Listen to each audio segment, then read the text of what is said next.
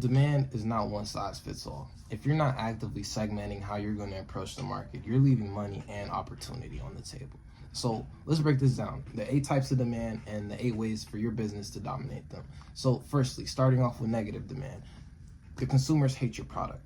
They're not indifferent to it. It's not that they don't care. They actively hate your product. They actually pay a fee to avoid it. Think about things like advertisements, parking tickets, things of this nature. Your move, you could either reframe the narrative, figure out what makes them hate their product, your product, and flip it, or you could lean into their discomfort and show them why avoiding your product costs them more in the long term, understanding that fear sells. So the second thing we have, no demand. Nobody cares. It's not, maybe they don't know, or even worse, they know and they still don't care. Your play here is to create relevance, is to speak their language, is to connect the dots between your product, the benefits of your product, their problems, and how the benefits of your product solves their problems. Awareness is the first domino in this chain. So now 3, latent demand. Sometimes, now they know that 3, latent demand. Consumers want something better, but they don't know what better looks like. You bring it to them. You find the gap. You understand that this is where consumers have an unsatisfied need that's not being satisfied by the products that's currently on the market. So what you need to do is find the gap, measure the market size, and build the thing that they don't know that they need yet. This is where the real visionaries win. This is predictive marketing. So 4, declining demand. The ship is sinking. People are moving on.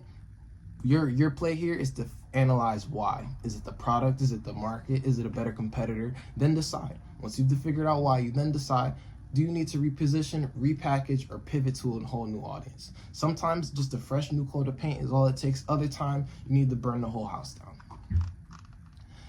Irregular demand. This is number 5. So you have seasonal, daily, even hourly demand. It's unpredictable. So here's the hack. It's called synchro marketing. This is where you change the demand curve. You can offer things like flexible pricing, smart promotions, strategic incentives. If you owned a coffee shop and you sold coffee at 8 a.m. and then you offered 2-for-1 deals at 3 p.m., you're understanding that from 8 to 10, your coffee business is jumping, but from 12 to 3, you're kind of dead in terms of sales. Now you can shape the habits of the consumers and own their patterns. So now let's go to 6. This is full demand. You're coasting. I mean, you're doing good. You got all the demand in the world that you need, but this is the trap. The full demand is not the finish line, it's a plateau. And so you need to keep innovating, you need to stay paranoid, and you need to consistently monitor customer satisfaction, because the moment you stop improving, somebody else is eating your lunch.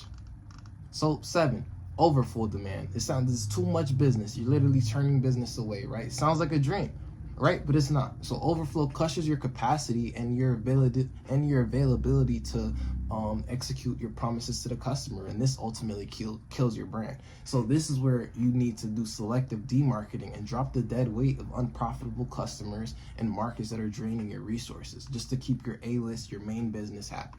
So lastly, number 8, we have wholesale demand. This is the dark side, the products that society wants to suppress and keep taboo, like alcohol, drugs, sex, gambling. So here, your play is to instead of demarketing, play into the forbidden, embrace the allure of the rebellion. It's about creating a narrative around the lifestyle that these products represent, not just the product itself. You're marketing the culture, the taboo, the underground, the appeal, the underground appeal. You're making the offering more legitimate, more desirable in a society that may not always approve of this product. So you need in wholesale demand, what you need to do is own the stigma and market that raw, untapped demand. So demand isn't static. It evolves. It constantly evolves, and so should your approach. Understand where you stand and execute accordingly. Stay ahead of the trends, stay ahead of the curve. The markets don't reward the lazy. Adjust or be irrelevant.